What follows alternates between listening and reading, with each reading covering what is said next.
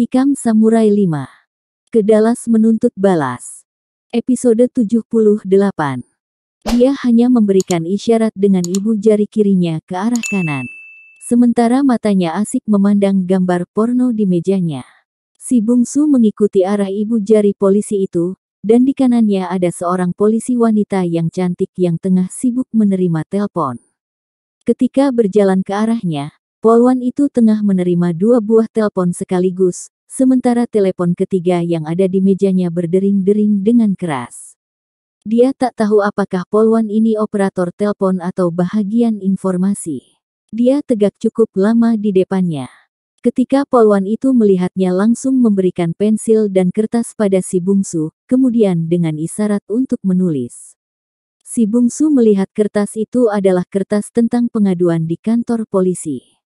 Di situ disuruh jelaskan nama pengadu, umur, alamat, pekerjaan, kemudian isi pengaduan, kapan terjadinya, dan di situ juga tertulis pasal-pasal dan hukumannya kalau isi pengaduannya bohong. Si pengadu bisa dipenjara beberapa tahun sesuai dengan kualitas kebohongannya. Si bungsu tidak mengisi apapun. Dan polwan itu pun kembali menunjuk surat pengaduan itu. Si bungsu menjawabnya dengan menggeleng. Kalau tidak mengadukan apa-apa sebaiknya Anda pergi, saya tak punya waktu. Kata polwan itu sengit. Tak lama kemudian dia membanting kedua telepon yang ada di tangannya. Lalu mengangkat telepon yang satunya, yang sejak tadi berdering-dering terus. Iya, tidak. Lebih baik Nyonya menelpon pemadam kebakaran. Tidak, saya katakan tidak. Kami tidak punya tangga untuk menurunkannya, telepon saja pemadam kebakaran. Mereka punya tangga sampai ke langit, Anda cari saja nomornya di buku telepon. Kembali dia membanting telepon itu. Namun telepon itu berdering lagi. Nyonya, saya lapar. Belum makan tahu. Kembali dia membanting telepon itu. Kembali memandang si bungsu sambil menghenyakan pantatnya yang besar itu di kursi. Well, Tuan, saya tidak punya waktu untuk Anda. Jika Anda tidak ada pengaduan apa-apa, saya harap Anda menghindar di hadapan saya. Anda menghalangi orang lain yang ingin mengadu. Menghindarlah sebelum saya lempar dengan telepon ini. Muka si bungsu jadi merah, polisi taik apa ini pikirnya. Kasar dan kurang ajar. Kertas yang sudah dia isi dengan beberapa kata dia coret dengan kasar. Lalu dengan penuh kekesalan dia tulis beberapa kalimat. Lu benar-benar polisi judes dan jelek. Lapar kok menjadi kasar, datang ke hotelku nanti ku beri makan sampai buncit. Lalu menghempaskan kertas pengaduan itu di depan meja polwan itu, kemudian balik kanan. Pergi dengan hati bengkak dan muak. Lalu menyetop taksi di luar. Naik dan menyuruh jalan. Keniana Tuan. Keniana saja. Sopir taksi itu tidak bertanya lagi, dia sudah teramat sering mendengar kalimat tersebut dari penumpangnya. Dia tahu harus membawa keniana penumpang yang berkata demikian. Dia bawa penumpang tersebut ke segala penjuru, kemudian berhenti di depan sebuah restoran. Di sini ada makanan laut yang enak sekali, ada udang, kepiting, ikan. Semuanya masih segar, Anda tinggal pilih dan tinggal menunggu sebentar dan di sini juga ada nasi. Anda dari salah satu negara di Asia bukan? Benar saya berasal dari Asia, Anda bermata tajam. Terima kasih. Saya pernah bertugas di Vietnam selama 10 tahun. Saya mengenal beberapa orang Asia. Anda dari Malaysia atau Indonesia? Ah, Anda menebak benar sekali. Saya dari Indonesia. Indonesia, negeri yang indah. Saya pernah cuti sepekan di negeri Anda. Saya turun di Jakarta sehari dan di Bali sepekan. Negeri yang indah meski penduduknya miskin, maaf. Anda benar. Apakah Anda ingin menemani saya makan? Terima kasih, saya membawa makanan sendiri. Si bungsu senang dengan sopir taksi ini, dia ingin dapat kawan di kota ini. Siapa tahu dari dia dapat informasi tentang Michiko atau jejak pembunuh Tongki. Marilah kita makan, saya traktir Anda. Sopir itu tertawa, kemudian mereka turun. Masuk ke restoran itu dan naik ke lantai 2. Si bungsu memesan sepiring udang goreng, sopir itu memesan sejenis ikan kerapu berukuran besar. Anda berasal dari negeri ini. Ah, maafkan kita belum berkenalan. Nama saya Malcolm, Henry Malcolm. Sopir separuh baya itu mengulurkan tangannya pada si bungsu yang duduk di depannya. Si bungsu menjabat tangannya sambil menyebutkan namanya. Ya, saya berasal dari negeri ini. Tapi dari wilayah agak selatan. Sebuah kampung miskin bernama Palm Knock. Penduduk dari sana kebanyakan jadi buruh di sini. Tentang negeri Anda itu Indonesia, adalah negeri yang indah. Komunis cukup berkuasa di sana ya. Ya, komunis cukup banyak. Bukan berkuasa. Sama saja. Maksud saya di sini pun ada partai komunis. Dan itu legal, hanya di sini mereka tidak punya posisi. Hanya partai minoritas. Tak entasuk hitungan. Anda sudah berapa lanta di sini? Baru sebulan lebih. Wow, baru benar. Selamat datang. Namun selesai entakan dan si bungsu menceritakan tentang kematian Tongki, negro yang mati di sebuah hotel di Dallas itu adalah temannya. Sopir itu terlihat jadi berubah sikap. Dia nampak agak takut. Maaf saya tak bisa membantu Anda, walau ingin benar.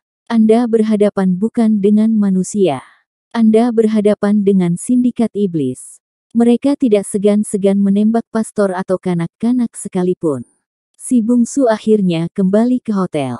Tidur karena lelah berpikir, apa daya dia untuk memulai pencarian. Beberapa hari kemudian, dia sedang menonton televisi tentang keterlibatan Amerika dalam Perang Vietnam, ketika didengarnya pintu kamar diketuk. Dia bangkit membuka pintu. Seorang wanita cantik berdiri di depan pintu, paling-paling menawarkan untuk menemani tidur, pikirnya. Maaf, saya tidak memesan. Katanya sambil menutup pintu. Namun pintu itu ditendang wanita tersebut. Si bungsu kaget karena tendangan itu cukup kuat dan muka wanita itu merah mendengar penolakan si bungsu. Kalau Anda tidak memesan saya tidak akan muncul di sini. Anda yang menulis di kertas ini bukan? Ujarnya sambil melempar secarik kertas ke muka si bungsu, lalu melangkah masuk. Si bungsu ngeri melihat nekatnya wanita ini. Ini pasti semacam rencana pemerasan, pikirnya. Kapan saya memesan Anda, Nona? Katanya dengan suara agak ditahan, masih mencoba bersopan-sopan karena yang dia hadapi adalah wanita. Baca kertas itu tulisan tangan Anda bukan? Ujar wanita cantik berbau harum itu setelah berada di kamar dan tumitnya menghantam pintu hingga tertutup. Si bungsu masih menatap perempuan itu. Ini perangkap pikirnya, pasti. Dia menatap perempuan yang menyelonong masuk ke kamarnya dan duduk di sofa tanpa disilakan. Perempuan cantik itu juga menatapnya. Si bungsu mau tak mau menatap kertas yang dilempar ke dia tadi. Ya, tulisan di kertas itu memang tulisannya. Asli. Dia heran, ini kan kertas laporan yang tak jadi dibuatnya beberapa hari lalu di kantor polisi dan dia banting di meja seorang polwan yang judesnya selangit itu. Kok bisa jatuh ke tangan wanita ini? Ya ini tulisan saya. Tapi ini kan, bicaranya terputus saat dia menatap tepat-tepat ke wanita itu. Samar-samar ingatannya kembali membayangkan wajah polwan yang ada di polsek tersebut. Samar-samar wajah polwan itu terbayang lagi. Ya Tuhan, ini kan polwan yang ada di polsek tersebut. Wanita itu yang penampilannya jauh berbeda dibanding saat dia bertugas di polsek di mana dia bertugas, hanya menatap dia dengan diam. Tentu saja polwan itu dengan mudah menemukan hotel dan kamarnya, karena memang dia yang menuliskannya di form pengaduan. Walau telah dia coret tentu tulisan itu tidak hilang. Tulisan yang dicoret dan ditambah dengan tulisan, "Lu benar-benar polisi judes dan jelek, lapar jadi alasan buat marah-marah. Datang saja ke hotelku akan kukasih makan sampai buncit." Si bungsu gelagapan, sungguh mati, dia menulis begitu di formulir karena dia kesal. Karena niat untuk menentukan pembunuh Tongki tidak tercapai. Nantun bagaimanapun tulisan itu memang salah. Maaf, saya benar-benar menyesal tentang apa saya tulis itu. Ujar si bungsu perlahan. Saya datang mau entakan sampai buncit, ujar polwan itu datar. Maafkan tulisan saya yang tidak senonoh itu. Well, Anda datang ke kantor polisi dengan maksud tertentu. Anda teman lelaki yang bernama Tongki yang terbunuh di depan hotel ini. Kepolisian menugaskan saya untuk membantu Anda secara diam-diam, karena Anda baru di kota ini. Bantuan diam-diam ini diberikan karena organisasi Ku Klux Klan itu amat kuat dan brutal. Sebelum kita bahas tentang kematian teman Anda, kita ke restoran dulu, saya ingin entakan sampai buncit. Muka si bungsu merah karena kembali disindir dengan apa yang dia tulis di kertas itu. Kendati demikian dia tatap polwan itu. Dia benar-benar tak membayangkan kalau wanita yang menendang pintunya adalah polwan, judes dan jelek, hari itu. Dia terkejut ketika polwan itu bicara. Kenapa Anda melongo? Ada yang salah. Waktu di kantor polsek itu kok cantik. Sekarang lebih cantik lagi bukan, kata si polwan. Si bungsu mati kutu, jalan pikirannya ditebak wanita itu. Tapi si bungsu mana mau kalah. Siapa bilang lebih cantik? Lalu, Anda amat pas kalau jadi bintang film. Polwan itu tersenyum. Bintang film Dracula. Sambung si bungsu cepat. Kini mau tak mau, polwan itu yang mati kutu. Saya, benar-benar minta maaf. Karena tadi tidak mengenal Anda. Penampilan Anda sangat berbeda dari saat berdinas. Ujar si bungsu sambil mengulurkan tangan. Mereka berkenalan dan naik ke restoran hotel di lantai 12. Polisi wanita itu bernama Angela. Mereka mengambil tempat di dekat kaca lebar dari mana mereka bisa memandang sebagian kota Dallas. Maaf kekasaran saya di kantor beberapa hari yang lalu. Gadis itu membuka pembicaraan. Soalnya, saya benar-benar lelah dan jengkel. Semua persoalan ditimpakan ke saya. Maksud saya penugasan penerima telepon itu merupakan hukuman buat saya. Saya menolak menangani kasus perkosaan, soalnya terlalu sadis. Tapi siang tadi merupakan penugasan terakhir saya. Apakah mengakhiri hukuman? Ya dan sekaligus dapat cuti sebulan. Sudah 3 tahun saya menantikan cuti besar ini. Dan itulah mengapa saya ingin tugas saya hari selesai dengan cepat. Dan saya mujur di hari pertama saya cuti Anda mengundang saya. Mereka bertatapan, si bungsu tersenyum, polwan itu juga tersenyum. Polisi berpangkat letnan itu paling-paling baru berumur 23 tahun. Kenapa menatap saya terus? Soalnya Anda amat cantik, Nona. Saya tak dapat membayangkan betapa Anda menghadapi tugas berat sebagai polisi di tempat Anda bekerja. Gadis seusia Anda, harusnya menempuh satu dari 2 jalan. Pertama jadi istri seorang jutawan, kedua pacaran dengan anak-anak orang kaya. Bertamasya dari satu pantai ke pantai lain. Wajah Angela bersemu merah. Anda merayu saya, ujarnya dengan senyum. Adalah bodoh. Ada lelaki yang ada di depan Anda tidak berusaha merayu Anda. Anda membuat saya kikuk. Memem, apakah Anda tahu penyebab kematian Anda itu? Si bungsu menarik napas panjang kemudian menjawab. Karena dia seorang negro. Karena dia negro dan koran memberitakan dia sebagai pahlawan setelah dia berhasil memberi isyarat kepada pasukan Amerika. Yang menyebabkan sepasukan tentara bisa membebaskan pesawat dari pembajakan. Angela menyambung. Untuk itu Anda datang ke kantor polisi, untuk mengetahui alamat pembunuh itu. Si bungsu menatap gadis itu, kemudian mengangguk dan Angela juga menatapnya. Apa yang Anda perbuat kalau sudah mengetahui alamat pembunuhnya? Saya akan membunuh dia pula. Suara si bungsu terdengar pelan namun pasti. Gadis itu yakin kalau lelaki di depannya ini bukan lelaki sembarangan. Ada sesuatu yang tersembunyi di balik sikapnya yang tenang ini. Di balik matanya yang bersinar lembut. Namun apalah arti sesuatu yang luar biasa itu jika dibanding dengan sebuah organisasi maut bernama Ku Klux Klan. Dia jadi kasihan terhadap lelaki ini. Namun dia tidak ingin menyakitinya dengan mengatakan bahwa mustahil untuk menyentuh pembunuh temannya itu. Barangkali membutuhkan kerja keras untuk menemukan pembunuh teman Anda itu. Saya tahu, untuk itulah saya datang ke kantor polisi waktu itu. Anda berharap di sana ada alamat mereka. Ya, bukankah polisi mencatat identitas mereka? Benar, tapi perlu Anda ketahui bahwa alamat yang dia berikan adalah palsu.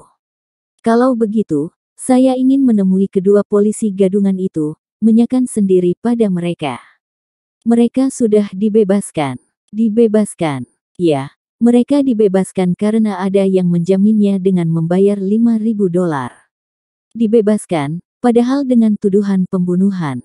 Di sini berlaku asas hukum praduga tidak bersalah, artinya sebelum putusan perkara diputuskan pengadilan, maka pelakunya dianggap tidak bersalah.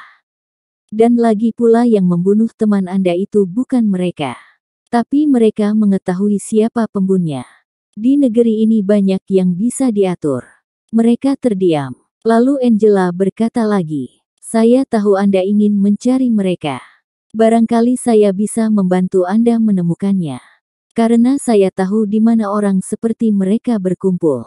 "Terima kasih Nona. Panggil saja nama saya Angel." "Terima kasih Angel. Kapan Anda ingin mencari mereka? Begitu Anda beritahu saya, di mana bisa menentukan mereka. Kita akan pergi berdua." Si bungsu tertegun. "Maaf, saya tidak bermaksud mengganggu waktu libur Anda, sebutkan saja alamatnya. Saya akan mencari sendiri." Angela tersenyum. "Saya diberi cuti panjang untuk membantu Anda. Alamat mereka tidak di sebuah tempat. Akan sulit menemukannya kalau Anda tidak mempunyai penunjuk jalan." Begitulah, kedua mereka menjadi sahabat dengan cara yang aneh. Si bungsu tak dapat menolak jasa baiknya Angela. Dipikir-pikir gadis itu ada benarnya. Kemana dia akan mencari jejak pembunuhan itu dalam kota sebesar dan seganas ini? Malam itu mereka menghabiskan hari di restoran sambil bercerita. Besoknya, pagi-pagi Angela telah hadir di kamar si bungsu. Sarapan bersama, kemudian Angela menceritakan secara ringkas tentang Ku Klux Klan. Namun ketika si bungsu mencoba membetulkan beberapa bahagian dari cerita itu berdasarkan yang dia baca di perpustakaan, gadis itu menatapnya dengan heran. "Anda mengetahui tentang organisasi itu dengan terperinci daripada saya." "Tidak, hanya mengetahuinya dari buku dan majalah yang saya baca di perpustakaan." "Anda sudah membacanya?" "Iya." Gadis itu menatapnya dengan kagum. Terpikir olehnya, dia dan teman-temannya dari kepolisian belum pernah ke perpustakaan itu untuk membaca apapun. Selesai sarapan, Angela membawa si bungsu ke suatu tempat di mana berpusat perdagangan tekstil. Di sini berpusat agen-agen penjualan tekstil. Saya pernah melihat kedua orang polisi gadungan itu di wilayah ini. Untuk Anda ketahui, di balik rantainya jalan ini, tersenyum berbagai jenis bandit. Tapi ini adalah wilayah bandit kelas menengah ke atas. Tutur Angela, sambil memarkirkan mobilnya di pinggir jalan. Dari dalam entobil Cadillac berpintu dua entodel sport berwarna biru laut, mereka menatap jalan George Washington yang membelah jantung kota itu. "Anda kenal orang itu?" Tiba-tiba Angela menunjuk seseorang yang berjalan melintasi jalan rantai tersebut, sekitar 20 meter di depan mereka. Sekali pandang si bungsu segera tahu, orang itulah polisi gadungan yang dia lumpuhkan beberapa yang lalu, yang satu lagi mungkin tengah dirawat karena luka akibat samurai kecil si bungsu di dada dan lehernya. Si bungsu mengangguk, dia bersiap untuk turun menyusul orang itu. Tapi Angela memegang tangannya. "Tunggu sebentar, kita tunggu kemana dia entasuk, barangkali itu adalah sarang Ku Klux Klan." Si bungsu Dian mendengarkan. Lelaki yang mereka perhatikan itu entasuk ke sebuah tempat yang di depannya tertulis King Textile Corp. Tempat itu sebuah bangunan tua bertingkat 3. "Oke, entari kita menyusul," ujar Angela sambil mengepit tas tangannya dan keluar entobil. Mereka bergegas melangkah sepanjang trotoar. Lalu mendorong pintu berkaca tebal di mana lelaki tadi entasuk. Kini mereka berada di sebuah ruangan luas dipenuhi kain bergulung-gulung diatur merupakan gang, banyak sekali. Mereka melihat sekilas punggung lelaki tadi menuju ke arah mana. Mereka mengikuti. Beberapa kali berbelok di antara susunan kain yang tinggi, tiba-tiba saja mereka berhadapan dengan 3 orang lelaki. Ketiga lelaki itu terkejut ketika tiba-tiba muncul 2 orang di depan mereka. Yang paling kaget adalah lelaki yang tadi baru entasuk. Dia adalah polisi gadungan yang dihantam si bungsu di ruang mayat di sebuah rumah sakit Dallas itu. Dia mengeram dan bermaksud menghambur menyerang ke arah si bungsu. Nantun teman di sisinya memegang tangannya. Tenang, tenang, sobat, katanya. Jahanam ini yang menyerang kami, rutuk lelaki itu. Ya, tenang dulu. Mereka terdiam. Well, sobat, Anda datang tepat waktunya. Apa yang bisa Kanti bantu untuk Anda? Kata lelaki yang memegang tangan polisi gadungan itu. Saya hanya ingin tahu alamat orang yang entembun teman saya, jawab si bungsu dengan tenang dan langsung pada pokok persoalan. Angela yang tegak di belakang si bungsu, terkejut juga akan keterus-terangan sahabatnya ini. Henim, yang Anda maksud Anda adalah Niger itu bukan? Tanya lelaki itu pula dengan nada menghina. Ya, dialah, kata si bungsu. Kami tidak tahu siapa si pembunuhnya, sobat. Kami membaca pembunuhannya dari koran. Sebagaimana jutaan orang lainnya juga mengetahui dengan cara yang sama. Si bungsu menatap ketiga orang itu dengan pandangan yang dingin. Kalau begitu kawan Anda yang pernah jadi polisi itu barangkali tahu di mana alamat pembunuh itu. Kata si bungsu. Suaranya pelan, namun siapapun yang ada di ruangan itu tahu bahwa dalam nadanya yang pelan itu tersirat ancaman. Dan nada ancaman itu diterima dengan cara yang berbeda. Angela mendengarnya dengan hati yang benar-benar khawatir. Kawannya ini terlalu berani. Apa kekuatannya hingga dia berani mengancam orang dalam sarang harimau ini? Dia mungkin bisa memberi bantuan, tapi dia yakin ketiga orang itu memakai bedil di dalam jasnya itu. Jika terjadi pertarungan, maka keajaiban sajalah yang bisa menyelamatkan nyawa mereka berdua. Akan halnya ketiga lelaki itu benar-benar berang dan agak lucu mendengar nada ancaman itu. Dengan nada menghina lalu dia menjawab, kalau saya tahu, kamu bikin bisa apa bung? Mau bikin kau mengatakannya? Hei, barangkali aku mau bicara kalau kawan perempuanmu itu mau tidur bergantian dengan kami. Muka Angela merah padam. Ketiga lelaki di depan mereka tertawa cengar-cengir. Angela ingin menembak mereka, namun dia tahu perbuatannya berarti bunuh diri. Dia ingin membawa si bungsu keluar dari ruangan ini. Keluar untuk mengatur siasat. Dia maju dan memegang lengan si bungsu. Kita keluar, bungsu, katanya pelan. Namun terlambat. Ketika lelaki itu sudah menyebar, mereka terkurung di ujung jalan yang satu oleh dua lelaki, di ujung yang satu lagi oleh seorang lelaki. Di kiri kanan mereka adalah gumpalan kain yang tinggi. Jangan cepat-cepat Nona, kata lelaki yang seorang. Angela tahu, ini bahaya. Dia dengan cepat mengambil pistol dalam tas tangannya. Pistol kecil tetapi cukup ampuh. Dia menodongkannya ke lelaki seorang itu. Namun lelaki itu tersenyum. Lihat ke belakangmu Nona. Dan sebaiknya pistolmu itu kau letakkan baik-baik di lantai. Angela menoleh ke belakang. Dan di belakangnya kelihatan dua lelaki lainnya di tengah menodongkan pistolnya ke arah mereka. Angela benar-benar mati kutu. Dia tak meletakkan pistolnya ke lantai tapi memasukkannya ke dalam tas tangannya. Dia kini masuk jebakan. Kalau saja dia bisa menelpon teman-temannya di kepolisian, mungkin masih bisa tertolong. Dia merasa menyesal kenapa tidak menghubungi teman-temannya dulu sebelum masuk ke sini. Kini sudah terlambat. Dia merapatkan tubuhnya pada si bungsu. Menatap ke depan, menatap ke arah yang dipandang si bungsu. Dia kini memang tak punya pilihan. Nah kawan, apa yang kau inginkan sekarang? Kembali salah seorang bertanya. Anehnya kembali si bungsu menjawab pelan dan masih dengan nada pelan dan masih dengan nada mengancam. Saya ingin Anda bicara, di mana alamat orang yang membunuh teman Tongki? Bagaimana kalau saya tak mau bicara, Tuan? Anda akan menyesali keputusan itu. Tentu saja ketiga lelaki itu tertawa ngakak. Si bungsu tetap tegak dengan tenang. Kepada Angela yang tegak rapat di sisinya dia berbisik. Tegaklah di tepi gulungan itu. Tegak dengan tenang. Angela menghindar tegak ke tempat yang ditunjuk si bungsu. Jarak ketiga lelaki itu dengan mereka sekitar 6 atau 7 depa. Angela tidak melihat kawannya itu memakai atau membawa sebuah senjata apapun. Lalu dengan apa dia akan membuktikan ancaman itu, sementara mereka berada di bawah todongan pistol? Kawan, kalian akan kami bawa ke markas kami untuk acara pengorbanan bulan ini, yang satu bicara. Tidak, kamu harus bicara di mana alamat temanmu yang membunuh temanku itu. Hei bajingan, kau sangka berhadapan dengan siapa makanya berani mengancam begitu? Saya beri waktu 3 detik lagi untuk mengatakannya Tuan Polisi. Ujar si bungsu. Ketiga lelaki itu saling pandang dan merapatkan kepungannya. Si bungsu membuktikan ancamannya.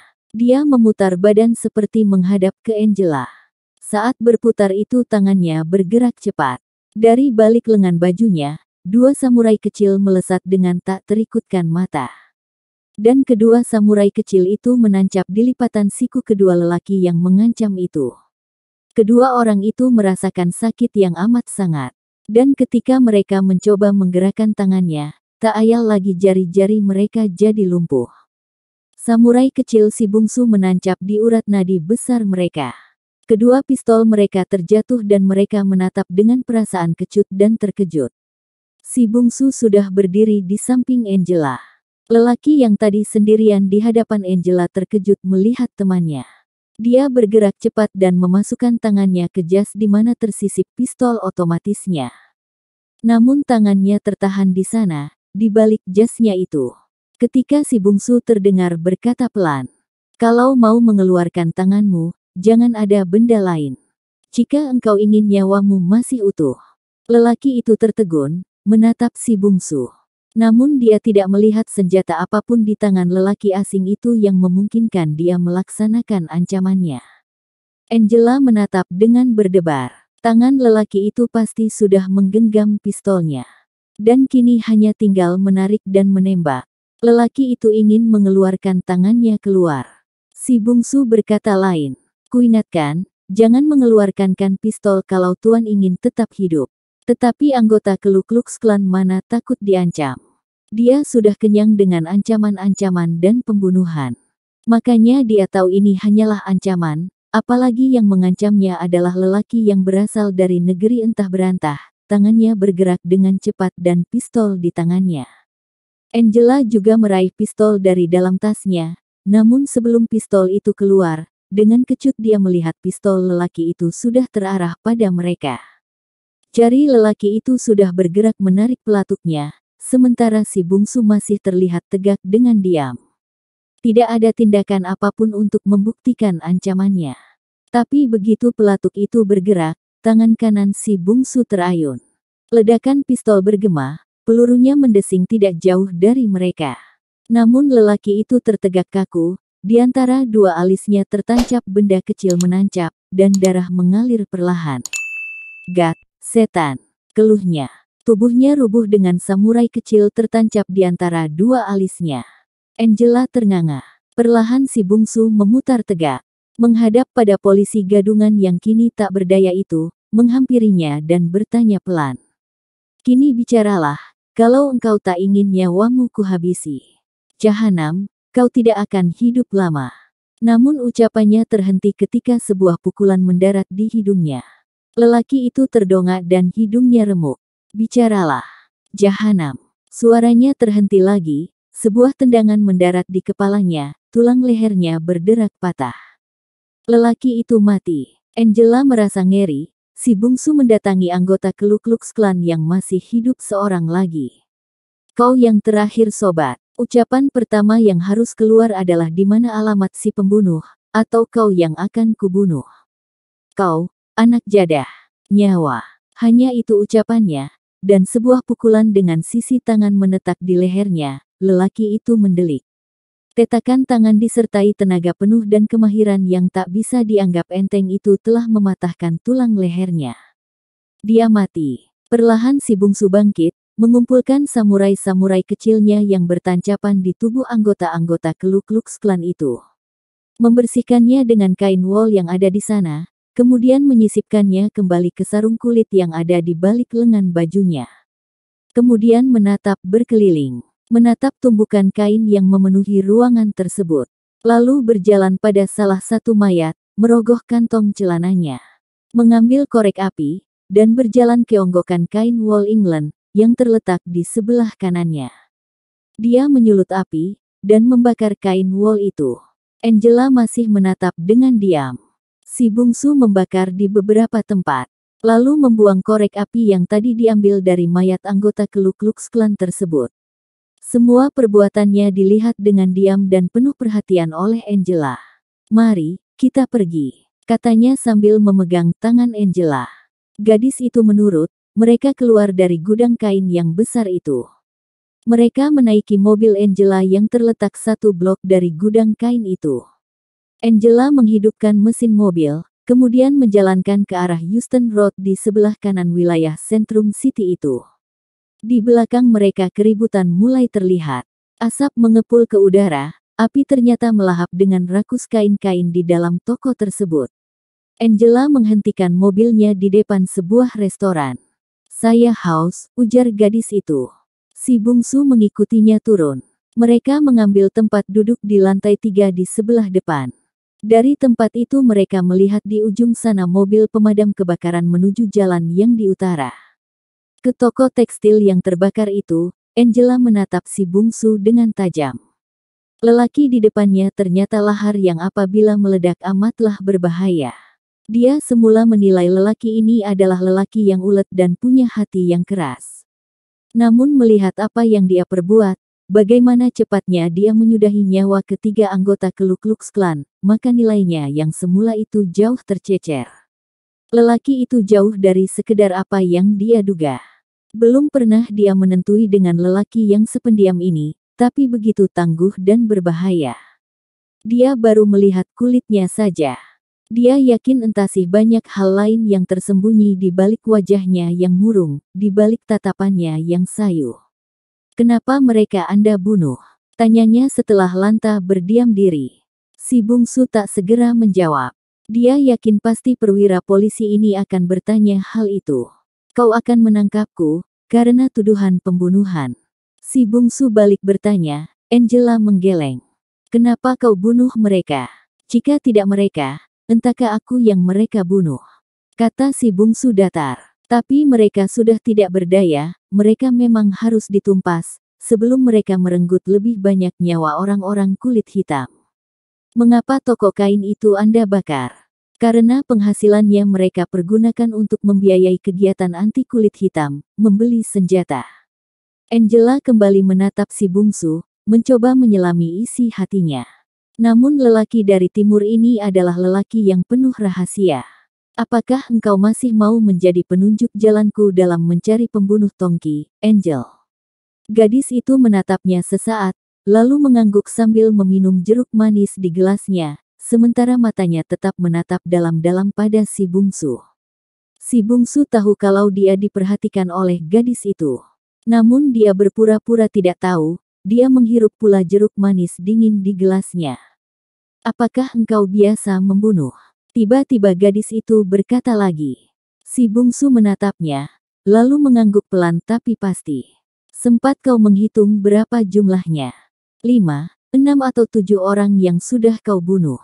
"Kau akan terkejut mendengar jumlahnya, Angel. Lebih dari 10. Lebih dari 60. ujarnya dengan pelan dan datar. Angela merasa tulang belulangnya menjadi dingin. Manusia macam apa yang dia hadapi ini? Lebih dari 60 nyawa telah dihabisinya, namun dia menyebut angka tersebut seperti menyebutkan angka-angka biasa.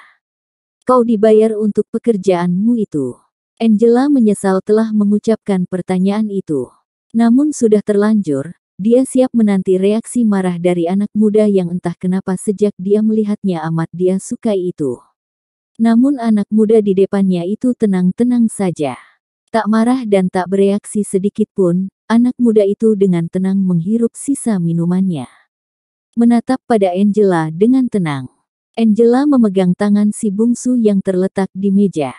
"Maaf. Tak perlu minta maaf, saya memang dibayar untuk setiap pembunuhan yang saya lakukan." Angela merasa sesuatu menikam hatinya mendengar jawaban tersebut. "Yang membayarnya saya sendiri. Membayar dengan keselamatan saya. Banyak orang yang menginginkan keselamatan saya. Banyak orang menginginkan nyawa saya, sejak dulu. Jika tak ada jalan yang bisa saya tempuh lagi, maka saya akan membunuh mereka, sebelum mereka membunuh saya." Angela menarik nafas panjang, lega. Kalau begitu orang ini bukan pembunuh bayaran, pikirnya. Selain tak ada tampang pembunuh bayaran dan dia juga berharap begitu adanya. Engkau tidak main-main dengan angka di atas 60 tadi bukan?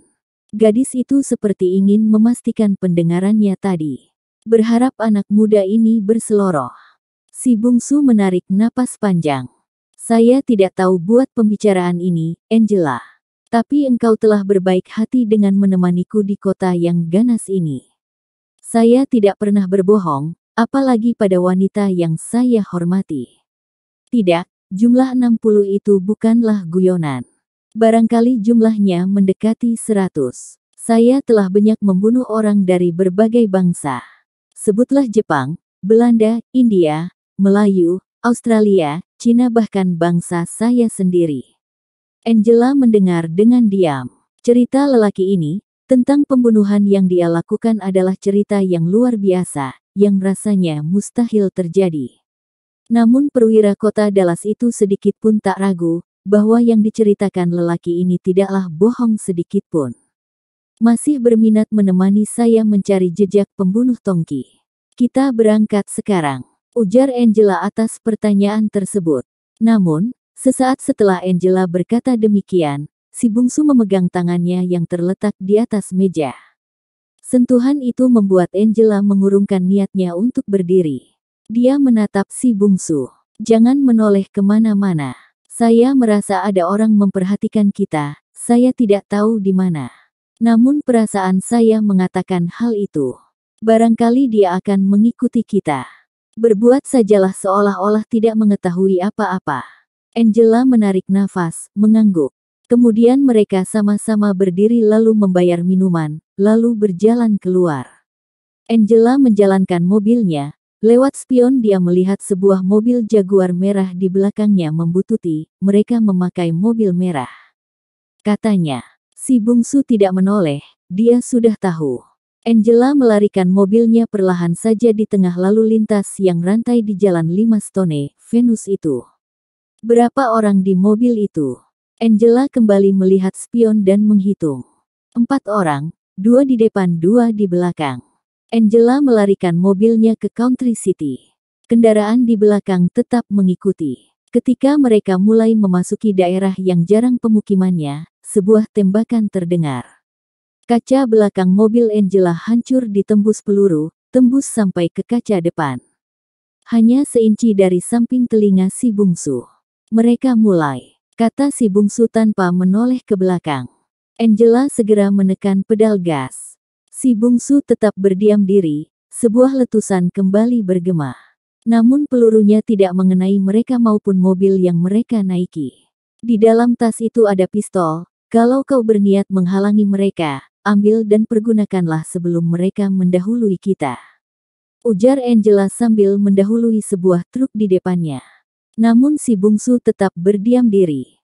Mobil merah itu kelihatan lagi lewat kaca spion. Angela membelok tajam ke kiri ke sebuah gereja Anglikan. Hanya selang berapa lama, mobil merah itu kembali menyusul. Jalanan yang mereka tempuh sekarang kini sepi sekali. Karena tempat ini adalah pemukiman daerah selatan kota ini. Kembali terdengar 2 kali letusan dari belakang. Angela membelokkan mobilnya ke kanan. Masuk ke sebuah jalan kecil yang kiri kanannya dipenuhi rumpun bunga yang rimbun. Anda tidak berminat menghalangi mereka? Tanya Angela dengan jengkel melihat si bungsu diam-diam saja di tempat duduknya. Tidak, saya ingin melihat bagaimana polisi Dallas menghindar dari orang yang berniat membunuh mereka, tanpa balas membunuh orang yang akan membunuhnya. Angela tahu dia disindir. Dia menggertakkan gigi, membelok dengan tajam ke kiri menimbulkan bunyi ban yang berdenyit yang tajam ketika roda-roda mobilnya mencekam miring di aspal. Yang akan dibunuhnya Anda, bukan saya, seru Angela matanya memperhatikan spion, melihat mobil merah itu yang terus memburu di luar jarak tembakan. Untung saja mereka berdua memakai sabuk pengaman, hingga tubuh mereka tidak tersentak ke belakang atau terdorong ke depan mengikuti laju mobil itu. Kau sangka kau tidak akan dibunuh. Kau akan jadi saksi jika aku dibunuh, maka mereka akan membunuh saksinya. Mereka tidak pernah meninggalkan jejak, kata si bungsu.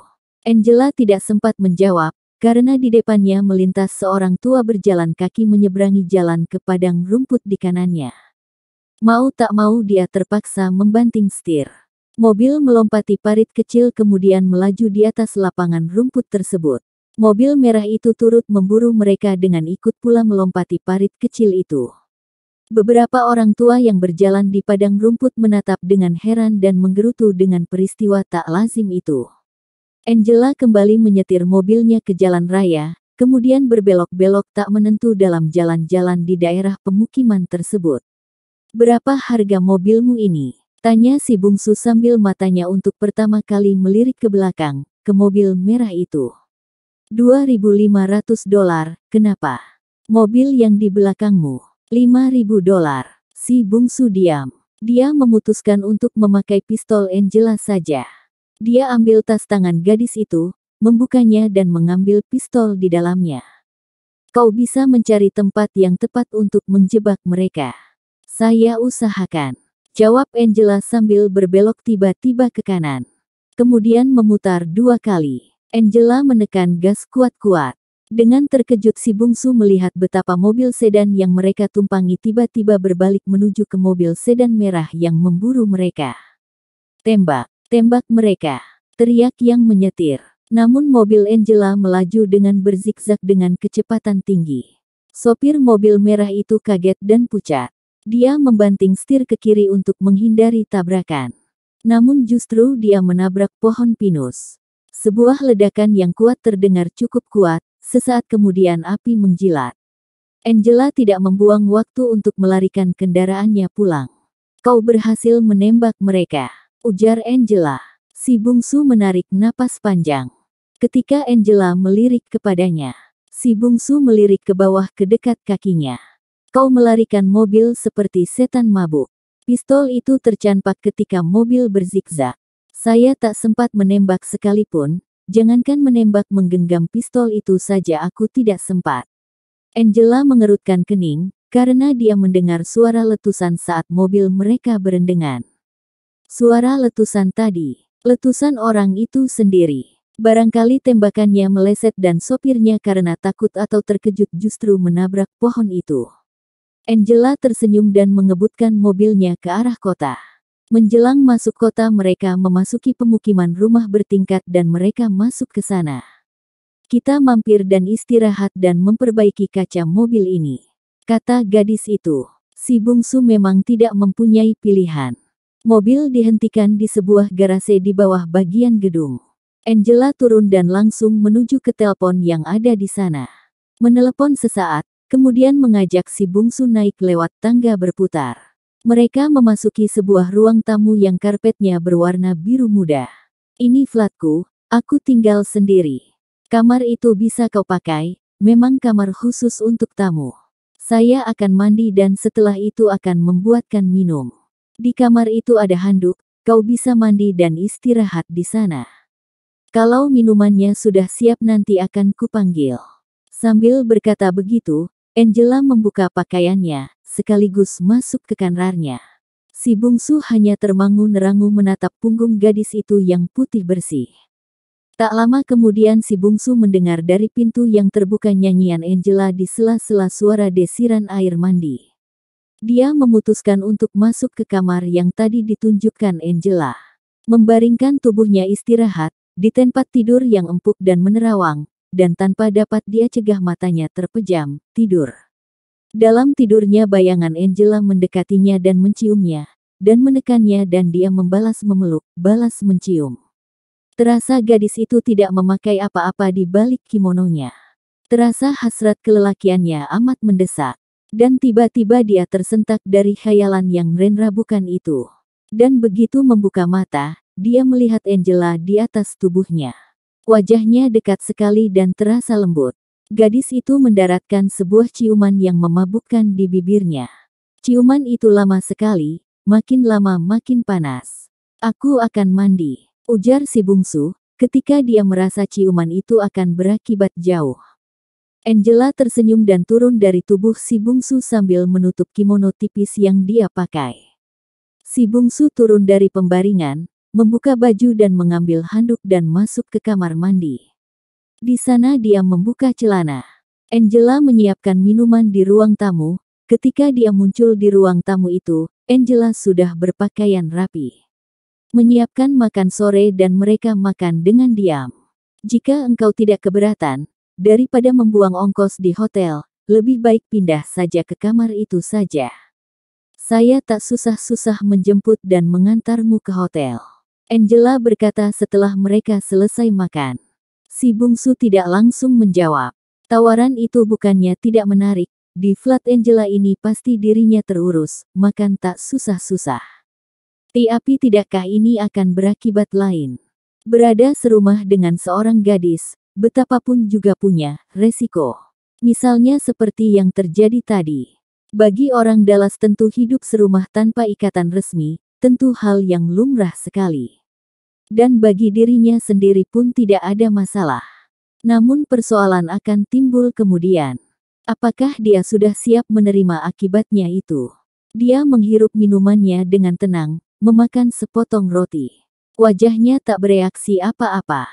Namun pikirannya mempertimbangkan segala kemungkinan. Apakah malam ini kita akan pergi mencari jejak pembunuh temanmu itu?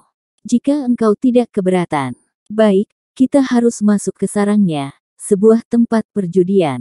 Si bungsu menatap Angela. Tempat perjudian. Si bungsu teringat buku tentang Ku Klux Klan yang dia baca di perpustakaan. Bagaimana orang-orang Ku Klux Klan ini mendapatkan dana? Yaitu dari beberapa donatur yang mengusahakan rumah perjudian. Dan dia pun teringat akan kemahirannya berjudi. Saya ingin sekali melihat tempat perjudian itu. Ujarnya pelan. Angela tentu tidak dapat menebak di balik ucapan si bungsu yang pelan itu. Nampaknya untuk masuk ke sana, kau harus berpakaian yang pantas. Angela bangkit menuju telepon. Dia memutar nomor, kemudian berbicara. Nampaknya dia berbicara pada toko yang terletak satu blok dari sana. Toko yang memang melayani keperluan orang-orang di flat itu. Tak lama kemudian pintu diketuk. Seorang wanita pelayan toko itu datang mengantarkan satu set pakaian dan Angela membayarnya. Kau boleh coba, semoga sesuai. Si bungsu memang merasa sudah harus berganti pakaian. Pakaiannya sudah dibasahi keringat ketika mereka dikejar-kejar tadi. Dia berdiri dan mengambil pakaian yang dipesan tadi. Masuk ke kamar dan pas. Terdiri dari celana berbahan wol dan kemeja panjang dan sepatunya masih baru tak perlu diganti. Terikasih, Anda bisa menebak ukuran tubuhku. Katanya setelah berada di luar kembali. Kemudian mereka turun, dan sampai di garasi kaca mobil yang kena terjang peluru tadi telah diganti. Angela mengarahkan mobilnya ke arah Centrum City. Saat itu hari sudah jam 8 malam. Kota sudah dari tadi bermandikan cahaya gemerlap lampu. Untuk menghilangkan kecurigaan, kita harus ikut berjudi untuk beberapa saat. Nanti saya akan menunjukkan mana orang-orang Ku Klux Klan. Ujar Angela. Tidak apa-apa polisi berjudi. Tanya si bungsu. Ini bahagian dari tugas, jawab Angela. Di Jalan 7R. Stenson, di depan gedung 8 lantai bertuliskan Texas Adios. Angela memarkirkan mobilnya. Dari gedung bertingkat itu kelihatan sepi dari manusia yang terlihat hanya gemerlap cahaya lampu reklame menggambarkan koboi menunggang kuda dan seorang gadis dengan pakaian merangsang tengah berdiri berkacak pinggang. Di depan gedung itu berderet mobil dalam jumlah yang cukup banyak. Mereka masuk setelah membayar semacam uang jaminan di kasir. Lalu menuju ke ruang atas di mana terdapat beberapa buah meja rolet. Angela menukarkan sejumlah uang dengan koin untuk taruhan. Nilai koin itu paling rendah $5 dan paling tinggi $100. Ada 10 buah koin bernilai $5.000, 10 buah koin $10, 10 buah $25 dan 10 buah koin berharga $50. Jumlah koin itu kalau ditukarkan menjadi $900, jumlah yang cukup banyak. Mereka tegak beberapa saat di antara orang-orang yang memasang taruhan. Angela menarik tangan si bungsu ke meja yang berada di tengah. Seorang petugas mempersilakan mereka. Ada sebuah meja penuh dengan angka-angka. Di ujung meja itu terletak rolet yang diputar oleh seorang lelaki bertopi plastik, hanya ada pet depannya saja, kebahagiaan belakangnya dililit pita karet. Sementara bagian atas topi pet itu terbuka. Sistem permainannya adalah rolet diputar lebih dahulu, sebelum bola menggelinding di piring rolet itu berhenti di salah satu nomor, petaruh memasang taruhan di angka yang dia ingini. Biasanya taruhan sudah terletak di meja sebelum rolet berhenti. Dan jika roletnya sudah berhenti di salah satu angka, maka petaruh yang memasang di angka tersebut menang taruhan. Si bungsu dan Angela berdiri di depan meja taruhan, rolet diputar, orang-orang mulai memasang taruhan di meja. Anda ingin memasang, kata Angela sambil menyerahkan beberapa koin pada si bungsu. Si bungsu menggeleng. Angela memasang taruhan di angka 8, ada 4 orang memasang di angka tersebut. Beberapa saat kemudian bola kecil seperti krital timah berkilat itu berhenti di angka 6. Angela kalah. Semua yang taruhannya kalah, koinnya ditarik dengan semacam pengait berbentuk cangkul kecil dari plastik. Yang memenangkan taruhan itu hanya seorang, dia memasang $10 dan dapat koin kemenangan $100. Pada putaran kedua, Angela memasang seluruh koin $5-nya di angka 16. Kemudian memasang di angka 5 seluruh koin $10-nya. Dan dia kalah lagi, mereka sial di meja tersebut kemudian pindah ke meja yang satu lagi. 2 kali pindah, akhirnya di meja ketiga Angela berbisik pada si bungsu. Yang jadi pemutar rolet itu adalah salah satu agen Ku Klux Klan yang cukup penting. Si bungsu memperhatikan orang itu. Nampaknya dia adalah seorang Amerika keturunan Yahudi, berhidung bengkok berotot besar. Angela memasang taruhan $100 pada angka 10 2 buah. Dan kalah. Selama memasang taruhan dia hanya menang 2 kali. Akhirnya di meja itu, dia hanya punya 1 koin, senilai $100. Angela berpeluh. $900 uangnya ludes. Si bungsu menjadi kasihan. Boleh saya pasangkan yang terakhir ini? Katanya. Angela separuh putus asa mengangguk. Si bungsu maju ke depan, waktu itu yang memasang di meja itu hanya 3 orang. Berempat dengan mereka. Petugas berotot itu mulai memutar roletnya. Beberapa saat si bungsu memperhatikan putaran rolet itu. Orang yang 3 itu memasang taruhan di angka 6 dan 12, 2 orang. Si bungsu masih melihat. Perlahan, indera judinya yang pernah merajai perjudian di zaman Jepang itu dulu menyelinap perlahan. Dia mendengar putaran rolet itu, memperhitungkan berapa kali lagi putaran rolet itu. Berapa berat bola rolet itu. Dan dia letakkan taruhan terakhir itu di angka 1. Bola berhenti. Menang. Angela berteriak dan memeluk si bungsu. Angka 1, berarti mereka mendapatkan bayaran 20 kali lipat. Mereka mendapatkan koin dengan nilai $2.000.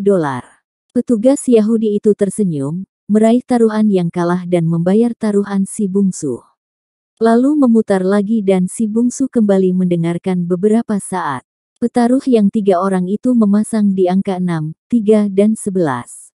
Si bungsu mendorong koin yang bernilai $2.000 itu. Meletakkannya di angka 13. Petaruh yang lain melotot matanya melihat taruhan yang besar tersebut, mereka menanti dengan dada berdegup. Bola berhenti, 13. Angela memekik, memeluk dan mencium si bungsu. Petugas rolet itu masih tersenyum, meraih taruhan yang kalah dan membayar taruhan si bungsu.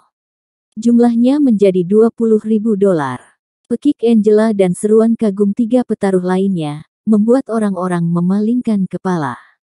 Dan melihat koin menumpuk di angka 13, mau tak mau mereka melangkah ke meja tersebut. Dan sekeliling meja itu jadi penuh sesak. Bersambung ke episode 79.